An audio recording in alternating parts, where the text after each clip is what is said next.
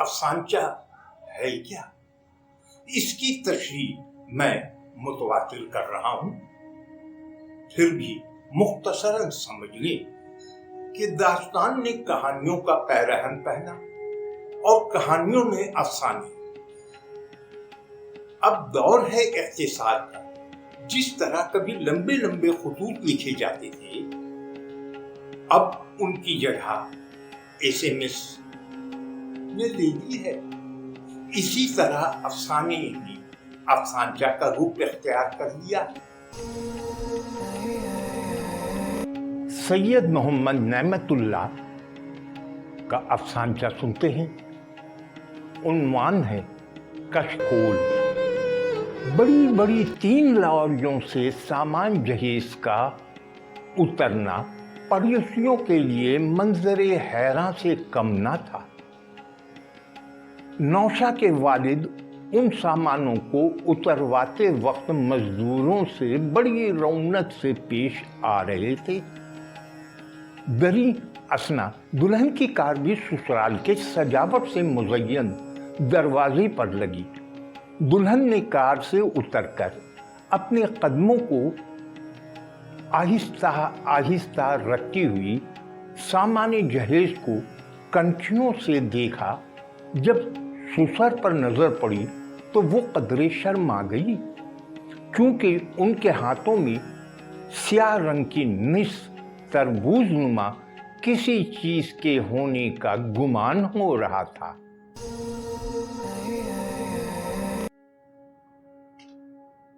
آئیے سنتے ہیں سلیم فاروقی کا افسانچہ آنسو۔ ابو، آپ کیوں رو رہے ہیں؟ کیا ہوا؟ نہیں بیٹی، میں رو تو نہیں رہا ہوں، آنسو پوچھتے ہوئے میں نے اپنی لاڈلی بیٹی کو جواب دیا۔ لیکن آپ کی آنکھوں میں آنسو میں نے خود دیکھے ہیں۔ تو کیا آنسو صرف روتے ہوئے نکلتے ہیں؟ اچھا، تو پھر مجھے وہ خوشی کی بات بتائیں جس سے آنسو نکلے ہیں۔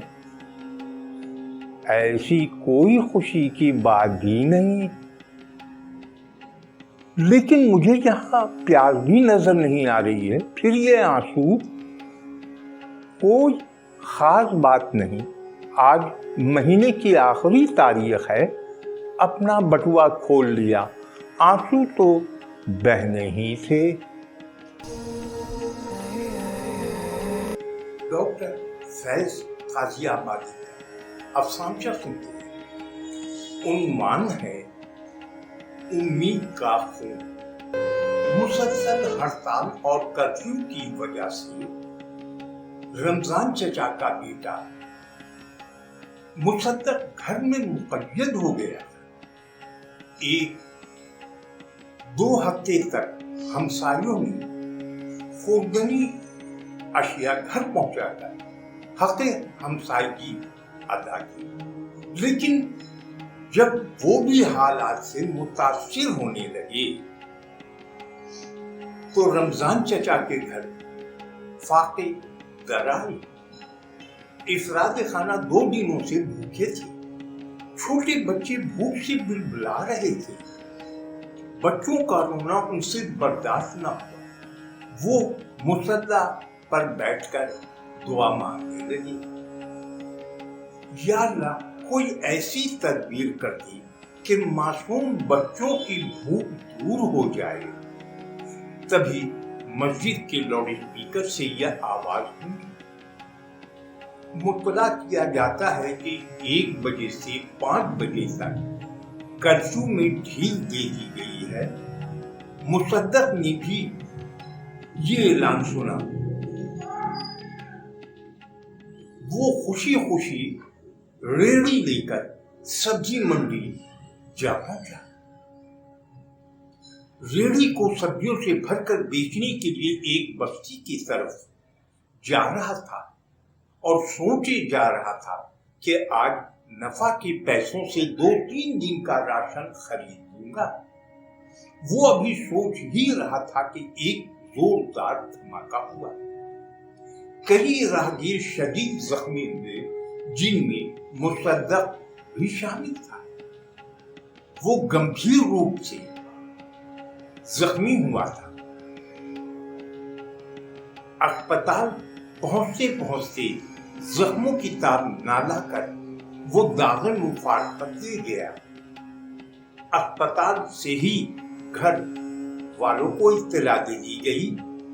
मोहल्ला कमेटी ने तजहीज और तकसीम का इंतजाम किया और साथ ही 3 दिनों के लिए रमजान चचा के अहले अयाल के लिए खाने पीने का इंतजाम भी कर दिया।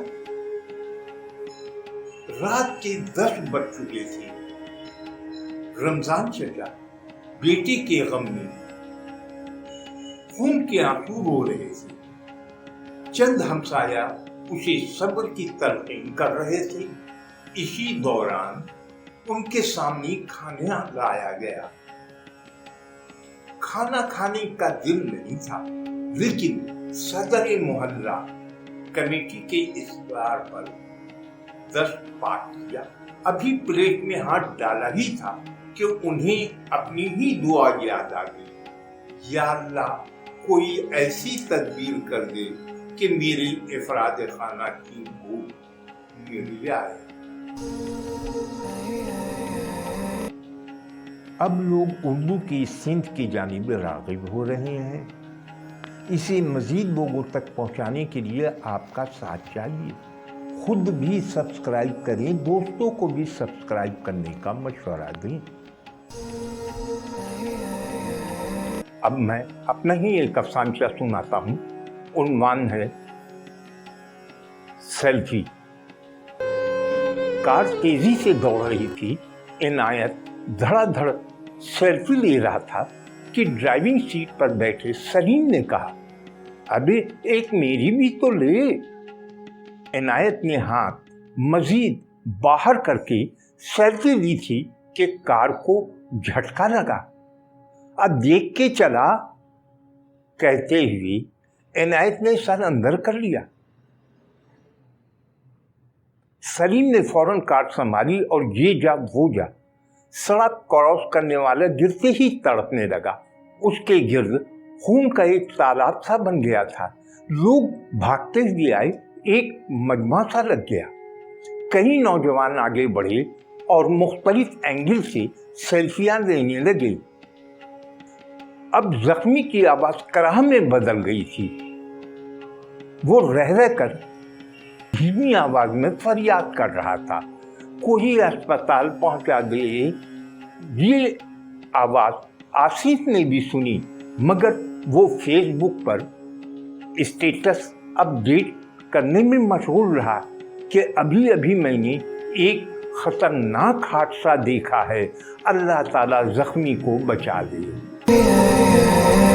सुनते हैं सफदर अली हैदरी का अफसाना बउनवान ताबीर ख्वाब। सुने।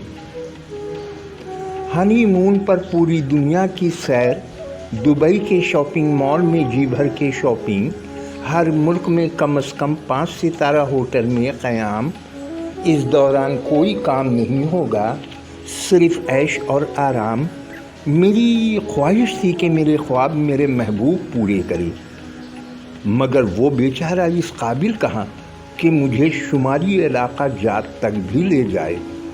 वो अलबत्ता ये समझाता था कि अगर उसे किसी मल्टीनेशनल कंपनी में अच्छी मुलाजमत मिल गई तो वो मेरे सारे ख्वाब पूरे कर देगा। बिलाखिर मैंने वो सब पा लिया, अपने सारे ख्वाब पूरे कर लिए। हाँ, बस मुझे ज़रा सी कुर्बानी देना पड़ी थी। बूढ़े बॉस से शादी कर ली।